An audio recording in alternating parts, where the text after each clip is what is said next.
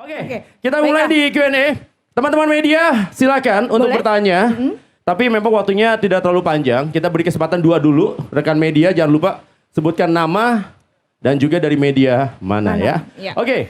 Selamat siang, saya Niken dari Kompas TV. Yes. Sebenarnya jujur saya ingin tanyakan ini kepada Pak Erick Thohir selaku Ketua Umum PSSI. Namun silakan nanti antara Pak Zainuddin Amali atau Pak Ferry Paulus. Yang pertama mungkin Indonesia sudah ditunjuk sebagai tuan rumah Piala Dunia U17 2023. Ada kemungkinan beberapa stadion klub Liga 1 akan dipakai untuk ajang tersebut. Bagaimana kebijakan PSSI agar penyelenggaraan Piala Dunia U17 tetap berjalan mulus tanpa mengganggu penyelenggaraan BRI Liga 1 2023-2024. Lalu yang kedua terkait masalah perizinan. Tadi pagi Pak Ferry Paulus dan juga Pak Ketum ada di Mabes. Mungkin bisa di-share kepada kami Pak, apa sih Pak perbedaan perizinan baik dari musim lalu maupun musim sekarang? Karena kan untuk saat ini kan yang bisa datang hanya supporter yang di kandang saja, tapi tamu tidak bisa. Mungkin bisa penjelasannya, terima kasih. Ya, kita baru saja diumumkan oleh FIFA untuk menjadi tuan rumah. Baru sampai di situ. Selanjutnya belum ada lagi yang lainnya. Jadi mau mainnya di mana, seperti apa, ya kita menunggu FIFA lagi. Gitu ya, Bu, siapa namanya? Niken. Bu Niken. Jadi FIFA baru hanya sebatas mengumumkan kita sebagai tuan rumah saja. Kemudian seperti apa selanjutnya, stadionnya mana, itu nanti FIFA yang akan menentukan. Jadi ya saya kira seperti itu. Ya Ketua Umum ya, kita nggak ada hal yang perlu kita respon lebih. Ya seperti pengumuman FIFA ya, itu saja, baca itu aja, Bu Niken ya. Ya Niken ya, ya terima kasih. Tadi kan kita sama-sama juga ketemu di Mabes Polri. Memang kalau proses perizinan yang lalu itu setiap kita mau bertanding kita baru mendapatkan izin.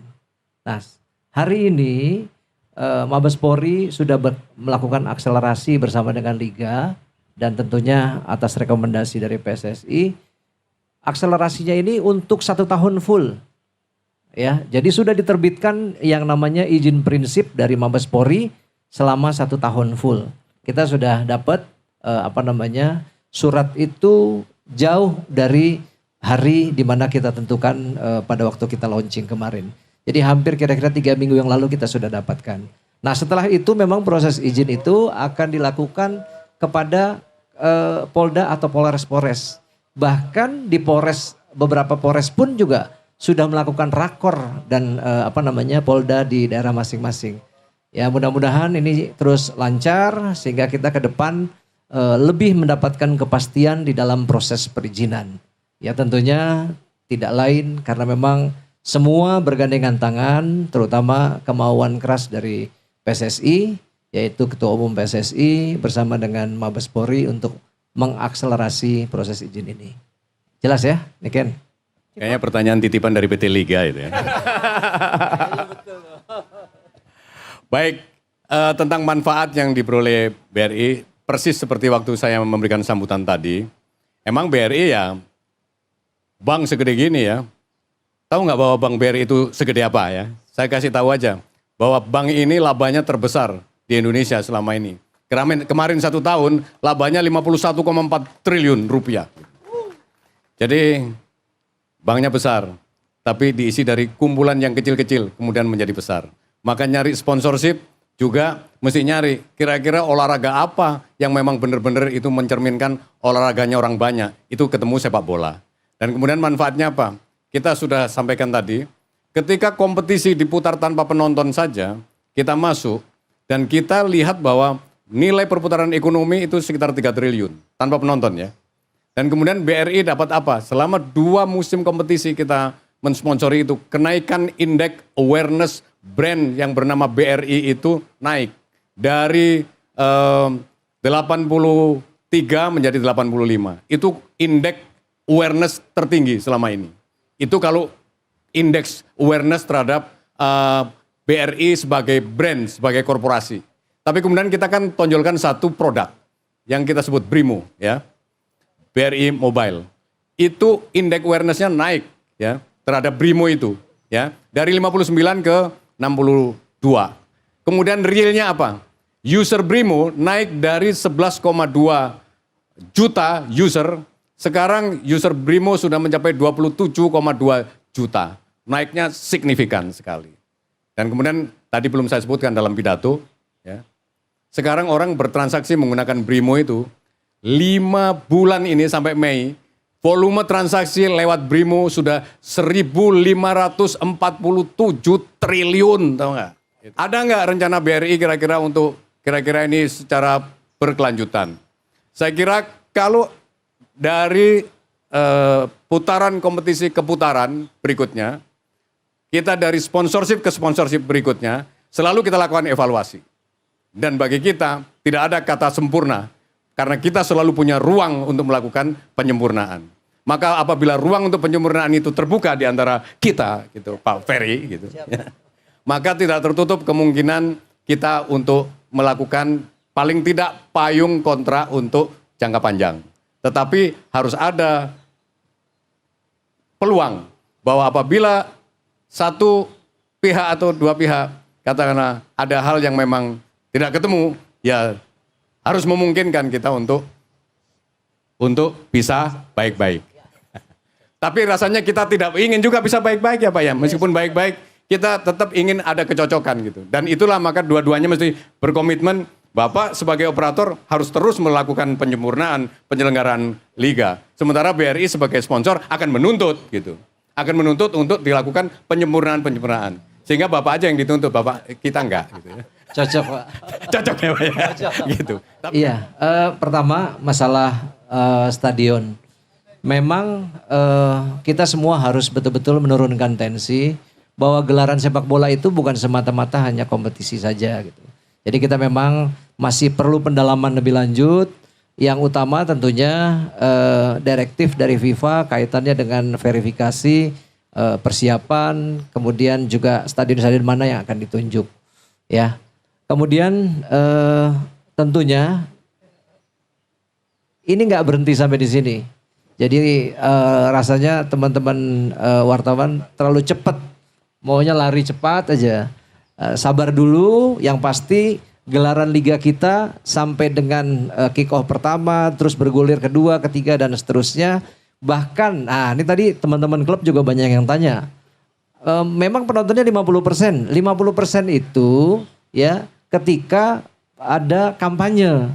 Jadi masa kampanye itu tadi Pak Amali bilang bahwa kampanye itu setelah penetapan daftar calon tetap di akhir Oktober Pak ya. Oktober. Setelah Oktober itu ketika ada kampanye baru itu 50% penontonnya. Jadi mulai dari putaran pertama, dari kick off week pertama sampai dengan kira-kira 16-an week itu masih tetap full 100%. Ya jadi jangan bias teman-teman klub, ini ada manajer-manajer. Nah kemudian masalah wasit. Rasanya JFA yang hadir ke Indonesia untuk mengasistensi kita, mereka sudah punya nilai-nilai ekspertis di dalam mengelola liga ini. Memang ada faktor geografis, ada faktor hal-hal lain yang juga menjadi menentukan jumlah wasit. Buat liga sebenarnya siapapun yang ditugas, karena itu memang ranahnya PSSI, mau mengkolaborasi wasit-wasit yang ada sekarang ini seperti apa, kita tetap ambil, kemudian kita akan tugaskan sesuai dengan jalur tugas yang diembankan oleh komite wasit di PSSI. Jadi bisa cukup, bisa juga tidak, tergantung efektivitas daripada penugasan tadi. Itu. Ya, kenapa kita akhirnya mendatangkan 2 orang dari Jepang? Itu adalah bagian kerjasama kita PSSI dengan JFA yang ditandatangani oleh Presiden JFA dan Pak Erick Thohir sebagai Ketua Umum PSSI. Nah kita bukan hanya yang kemarin saja. Jadi kita harapkan JFA akan membantu kita sepanjang kita masih bisa butuhkan, itu akan terus. Jadi yang kemarin itu adalah awal saja ya Pak Taufik ya. Nah kemudian hasil evaluasinya diserahkan kepada PSSI. Kemudian nanti dari apa yang sudah dihasilkan oleh 2 orang ahli perwasitan dari JFA itu, tentu kita komunikasikan dengan LIB. Nah kemudian bagaimana pemantauan dalam perjalanan liga, harapan PSSI, harapan Ketua Umum, JFA tentu tetap bisa memantau itu sehingga hasil-hasilnya tetap bisa kredibel. Ya, jadi bukan hanya kemarin saja, tapi dalam perjalanannya kan setiap pertandingan itu ada videonya. Nah, itu mungkin dianalisis dan lain sebagainya. Kemudian mereka akan memberikan rekomendasi-rekomendasi. Keputusan tetap ada di Federasi Nasional, tetap ada di PSSI. Gitu ya. Oke, itu tadi pertanyaan Taufik. Jadi Taufik ini memang pertanyaannya tajam Pak. Karena dia kalau siang itu wartawan, kalau malam netizen. Makanya pertanyaannya tajam banget ya Karena Fik ini ya. dasarnya jadi menjelang-menjelang jadi netizen Iya, ini ya. udah menjelang netizen jadi agak-agak tajam Tajam, gitu ya. oke. Ya udah, kita stop dulu karena nanti ada Q&A berikutnya lagi bersama dengan pahlawan-pahlawan sepak bola Indonesia ya. Ya, Nah, oke, kita akan berfoto bersama. Kami mohon untuk berdiri. Kami juga mengundang Bapak Ketua Umum Bapak Erick Thohir untuk bergabung untuk berfoto. Silakan, Ibu Pak. Siwi juga Ibu Siwi. sama Pak Muhammad Lutfi. Oh, Pak lagi. Muhammad Lutfi. Oh, Pak Muhammad Lutfi lagi ke belakang. Oh baik. Oke, Bu Siwi, ya sini Intan, kita silakan teman-teman media Silakan untuk teman-teman media boleh mengabadikan. ya silakan untuk diabadikan terlebih dahulu. Oh Pak Catur juga mau bergabung. Ya silakan teman-teman media untuk berfoto, untuk diabadikan terlebih dahulu.